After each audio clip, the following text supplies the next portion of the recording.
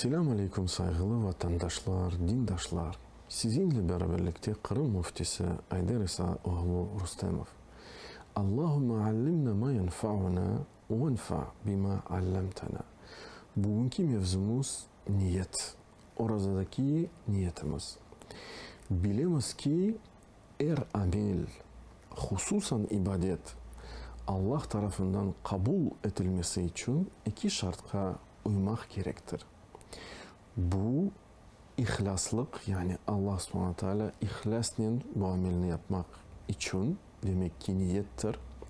İkinci şart doğruluk, yani Allah'ın subhanahu emrine, kitabına, Peygamberimiz aleyhissalatu vesselam sünnetine uygun olması. Ve başka bir hadiste Resulullah sallallahu aleyhi ve sellem böyle buyuruyor. İnnemel a'malu bin niyat ve likulli imri'in ma neva. Bütün ameller tek niyetke bakıp kabul edilecektir.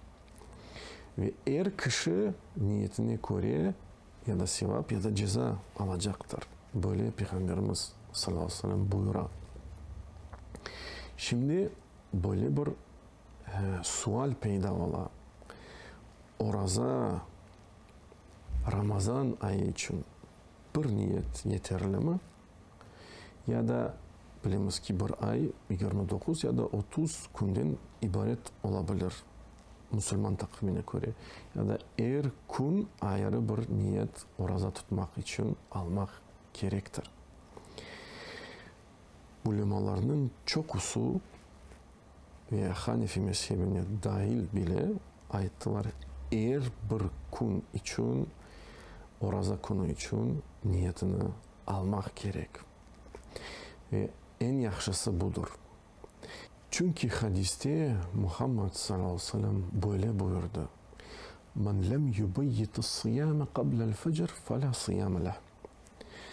Kim orazanı sabah namazının vakti kırmızdan evvel tutmağa niyetlenmezse onun orazası yoktur diye buyurdu Peygamberimiz ve hadis sahihtir. Ona göre saygılı vatandaşlar, dindaşlar, temçikke turunuz. En azından aşamağa istemeseniz bile ya da Allah göstermesin aşınız yok olsa su içiniz, niyetlerini yeniletiniz, niyet alınız orazını tutmağa. Eğer de sizden birisi turup olmasa, temçikke ve niyetini almasa inşallah orazası doğrudur. Hiçbir şey bozmağa gerekmiyor. Devamlı orazalarını tutmağa gerektir. Çünkü ulemalardan birisi hususan İmam Malik Allah rahmet eylesin dedi ki oraza Ramazan ayında bütün oraza yani bir ibadet gibi göremez. Onun için bir niyet yeterlidir diye buyurdu.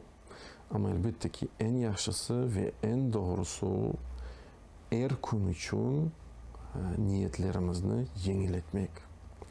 Allah subhanahu teala orazalarımızı kabul makbul eylesin. Allah subhanahu teala bizge faydalı ilimler bağışlasın ve bu ilimlerini tatbik yaşattırmağa öz hayatımızda nasip eylesin. Ve sallallahu ala nebiyyina Muhammed ve ala alihi ve sahbihi ecmaîn.